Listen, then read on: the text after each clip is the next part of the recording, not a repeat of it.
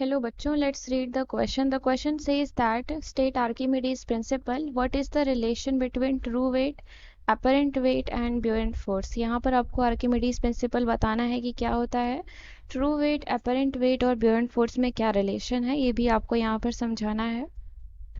So here the key concept is,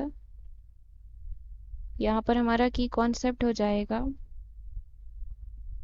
जो Archimedes principal होता है वो ऐसे फोर्सेस के साथ डील्स करता है जो उस ऑब्जेक्ट पे अप्लाई होते हैं जिनके सराउंडिंग में फ्लूइड्स मौजूद होते हैं. Archimedes principal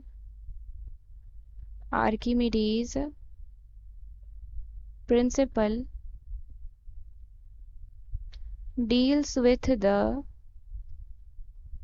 forces applied to an object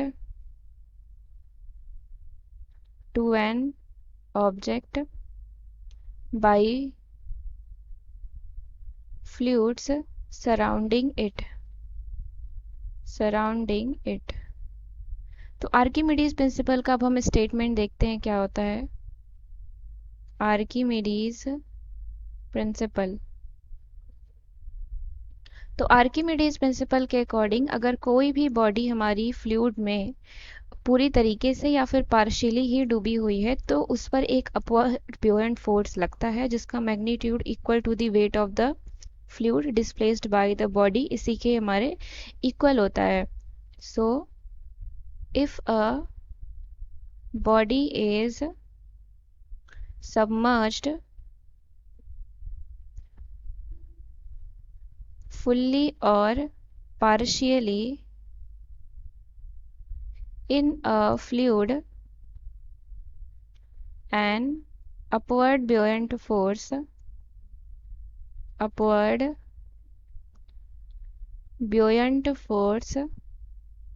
acts on it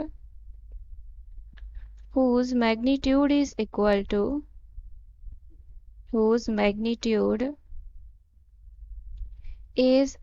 to the weight of the fluid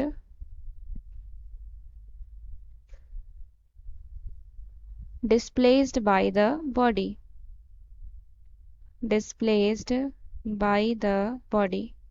अब हमें यहाँ पर ट्रू वेट, अपैरेंट वेट और बुओयंट फोर्स के बीच में रिलेशन बताना है. तो इसको हम आर्किमिडीज प्रिंसिपल के एक्सप्लेनेशन से देख सकते हैं. Explanation,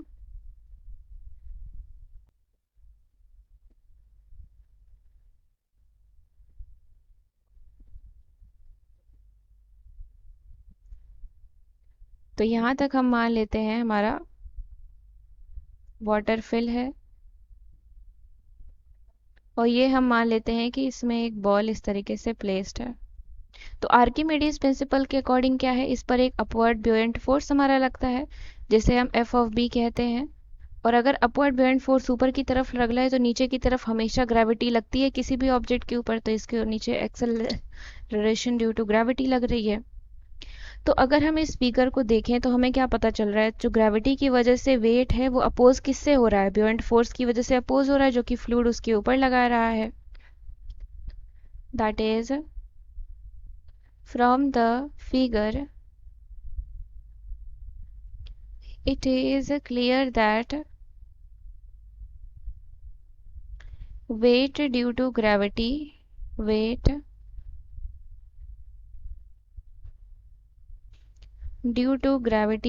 is opposed by the thrust provided by the fluid.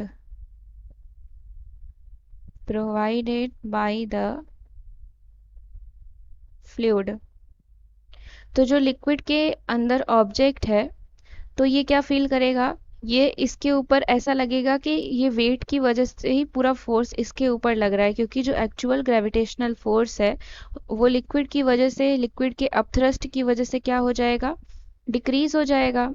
तो ऑब्जेक्ट को यहाँ पर ये लगेगा कि उसका वेट जो है वो रिड्यूस हो गया है. So the object inside the liquid only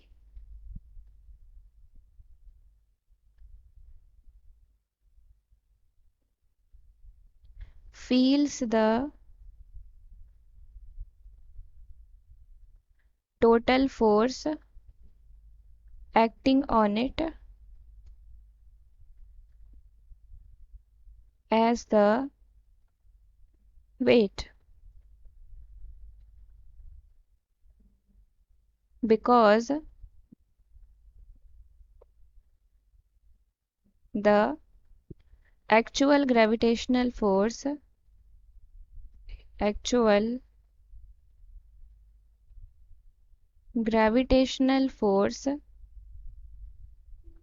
is decreased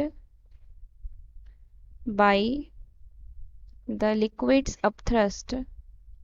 The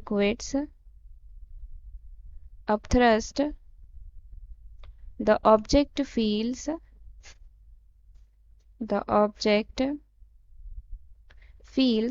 तो ऐसा लगेगा कि उसका वेट क्या हो रहा है, रिड्यूस हो गया है, as its weight is reduced। और जनरली क्या होता है, हमारा लिक्विड में वेट रिड्यूस हो जाता है क्योंकि ऊपर बुओयंट फोर्स लग रहा होता है, जिसे हम अपेरेंट वेट लॉस भी बोलते हैं। तो अपेरेंट वेट क्या हो जाएगा यहाँ पर, द अपेरेंट वेट इज हो जाएगा यहाँ पर weight of object in air, जिसे हम ट्रू वेट भी बोलते हैं, that is true wait minus thrust force, जिसे हम ब्योयंट फोर्स भी बोलते हैं, दैट इज ब्योयंट फोर्स। तो आर्किमिडीज प्रिंसिपल हमको यही बताता है कि जो वेट लॉस हो रहा है वो किसके इक्वल है, weight loss is equal to the weight of the liquid the object displaces. I hope you understood it well. Thank you and best of luck.